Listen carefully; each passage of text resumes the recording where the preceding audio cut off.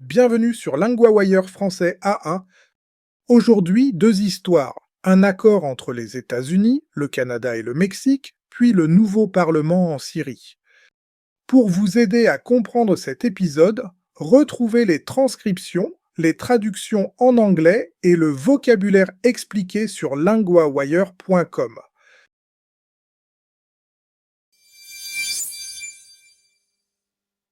On commence en Amérique du Nord. Avec nous, Claire, correspondante économique de LinguaWire. Bonjour Louis. Claire, qu'ont décidé les États-Unis? Selon un responsable américain, les États-Unis ne disent net pas oui à une longue prolongation. Cela concerne un accord avec le Canada et le Mexique. Cet accord aide les trois pays à acheter et vendre entre eux. Donc, l'accord s'arrête maintenant? Non, l'accord reste en place pour le moment. Les camions, les usines et les ventes continuent. Mais la longue prolongation ne vient pas automatiquement. Quelle prolongation était possible? Les trois pays pouvaient prolonger l'accord pour 16 ans. L'accord pouvait alors durer jusqu'en 2042. Mais les États-Unis ne signent pas maintenant. Pourquoi les États-Unis disent non aujourd'hui? Le responsable américain dit qu'il y a encore des problèmes à régler.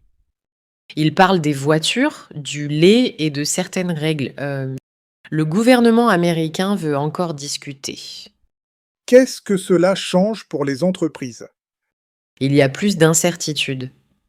Par exemple, une usine veut connaître les règles de demain.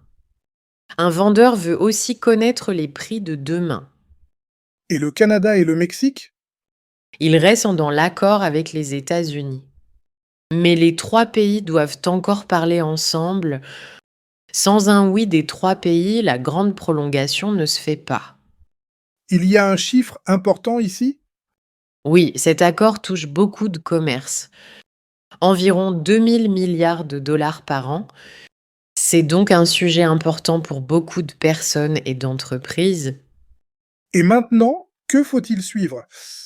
Il faut suivre les discussions chaque année. Les pays vont regarder l'accord régulièrement. Pour l'instant, rien ne s'arrête d'un coup.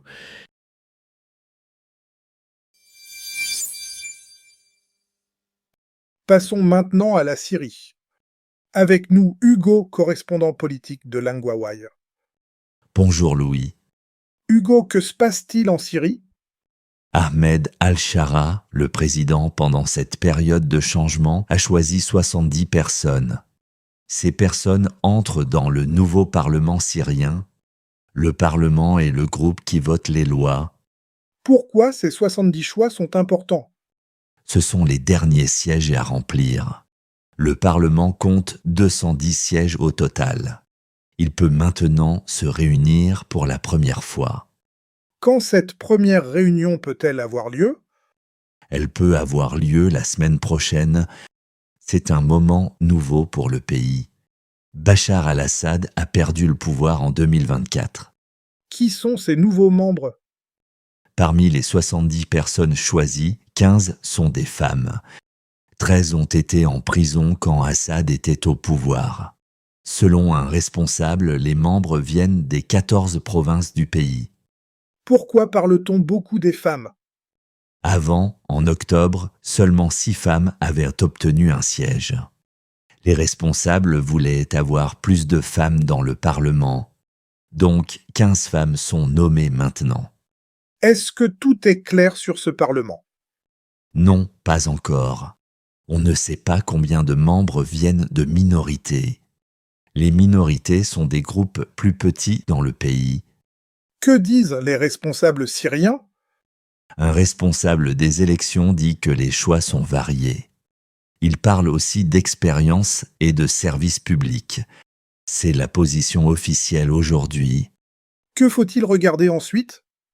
Il faut regarder la première réunion du Parlement. Il faut aussi voir comment les lois seront votées. Le vrai travail commence après ces choix.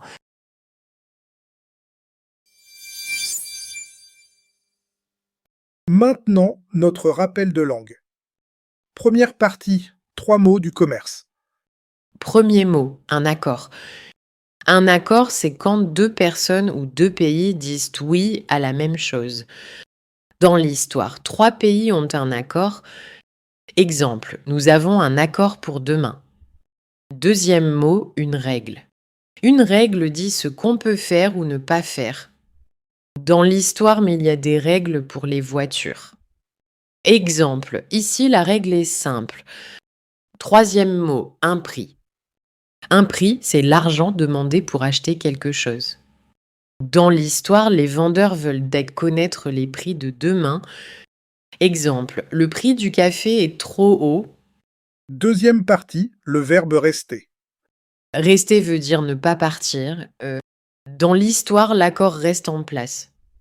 Au présent, je reste, tu restes, il reste. Exemple 1, je reste à la maison. Exemple 2, le magasin reste ouvert.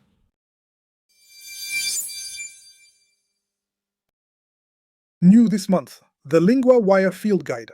For every news theme, it gives you the 50 keywords to know, the most important verbs and conjugations that cover 90% of the full month's news podcast episodes, and lesson sheets on the fundamentals, how sentences are built, how the articles work, with flashcard practice to test yourself on all of it. Find it at linguawire.com guide.